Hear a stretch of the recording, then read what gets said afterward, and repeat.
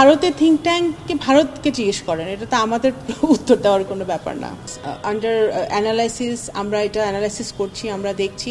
এবং যদি economic corridor is a channel, right, it's a communication channel. তো কমিউনিকেশনটা যদি আমাদের সহজ হয়, তাহলে আমাদের বাণিজ্য এবং অর্থনীতিতে অনেক বেশি সম্প্রসারণ ঘটবে। যে এগ্রিমেন্টগুলো হয়েছে, যাদের যে সকল সংশ্লিষ্ট সরকারের সাথে আমাদের কথা চলছে, এই এগ্রিমেন্টের মাধ্যমে আমরা এক ধাপ এগিয়েছি। আমাদের জনগণের টাকা যে পাচার হয়েছে, সেই টাকা বাংলাদেশে ফেরত আনার ক্ষেত্রে আমরা এক ধাপ এগিয়েছি সেই এগ্রিমেন্টগুলোর মাধ্যমে, এবং সেই কাজ চলমান আছে।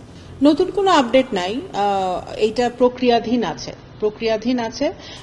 অবশ্যই একজন আসামি যে এতগুলো অন্যায় করে, অপরাধ করে উনি আরেক দেশে আছেন এবং বিচার হয়েছে, তার বিচারে উনি সাজাপ্রাপ্ত হয়েছেন, অবশ্যই সেটা ওনাকে আমরা ফেরত এনে বাংলাদেশের মাটিতে সেই বিচারটা সম্পন্ন হোক, সেটা বাংলাদেশের জনগণ চায়। তো সেই লক্ষ্যে কাজ চলছে, প্রক্রিয়াধীন আছে। মাননীয় প্রধানমন্ত্রী চীন সফর অবশ্যই বাংলাদেশ চীন সম্পর্ককে একটি আরও উচ্চতর জায়গায় নিয়ে গেছে। অবশ্যই চীনের সাথে বাংলাদেশের সম্পর্ক সবসময় ভালো ছিল।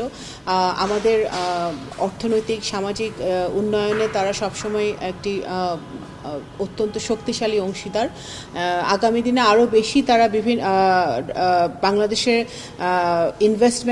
চাইনিজ ইনভেস্টমেন্টের জন্য যেই ধরনের ভূমিকা চাইনিজ সরকার রেখেছে এই মাননীয় প্রধানমন্ত্রী সফরে, আমরা আশা করছি যে এই সফরের পরে চাইনিজ ইনভেস্টমেন্ট আরও অনেক বেশি বৃদ্ধি পাবে, নতুন ইনভেস্টমেন্ট আসবে।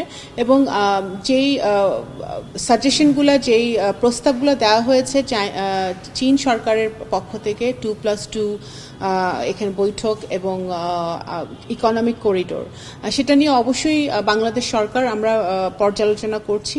এবং এটা আমরা কিন্তু প্রথম থেকে বলে আসছি যে বাংলাদেশের সরকারের পররাষ্ট্রনীতি বাংলাদেশের মানুষের স্বার্থকে রক্ষা করে, বাংলাদেশের মানুষের চাহিদাকে মাথায় রেখে সেই বাস্তবায়িত হবে ফরেন পলিসিটা। মোজো বিরাট কারবার। মোজো 1 লিটার ও 2 লিটার কিনে তুমিও জিতে নিতে পারো ফ্যামিলি কার, স্পোর্টস বাইক, টিভি, আইফোন ছাড়াও থাকছে লক্ষ নিশ্চিত গিফট। ফিজিবিলিটি স্টাডিটা কমপ্লিটই হয় নাই। এটা ফিজিবিলিটি স্টাডি এখনো সম্পূর্ণ হয় নাই। ওই ফিজিবিলিটি স্টাডি করার জন্য যা টেকনিক্যাল সাপোর্ট দরকার, সেটা চীন আমাদেরকে দিতে রাজি হয়েছে এবং চীন দিতে চায় সেটা। এবং আমাদের তো তিস্তা ছাড়াও আমাদের রিভার ম্যানেজমেন্টের একটা সমস্যা আছে সারা দেশে। সেই রিভার ম্যানেজমেন্টেও ওরা একটা ফিজিবিলিটি স্টাডিতে তারা হেল্প করতে চায়, সাপোর্ট দিতে চায়, সেটা চীন সেই সাহায্যটা তারা করতে চায়। না, ফিজিবিলিটি স্টাডি যে টেকনিক্যাল সাপোর্ট যেটা দরকার সেটা তারা করতে রাজি হয়েছে। কারণ ফিজিবিলিটি স্টাডি এখনো শেষ হয়নি। ফিজিবিলিটি স্টাডিটা যে অবস্থায় তারা শুরু হয়েছিল সেই অবস্থায় আছে। এটার কোনো অগ্রগতি হয় নাই, ইন্টারিমের সময় হয় নাই, তার ইন্টারিমের আগেও হয় নাই। আমরা তো 4 মাস হলো আসলাম, এখন একটা সফর হলো, সেই সফরের পরে এই ফিজিবিলিটি স্টাডিটা আগে যেখানে থেমেছিল সেখান থেকে কন্টিনিউ করবে। From Bangladesh point of view, আমাদের সব দেশের সাথে সম্পর্ক ইউনিক।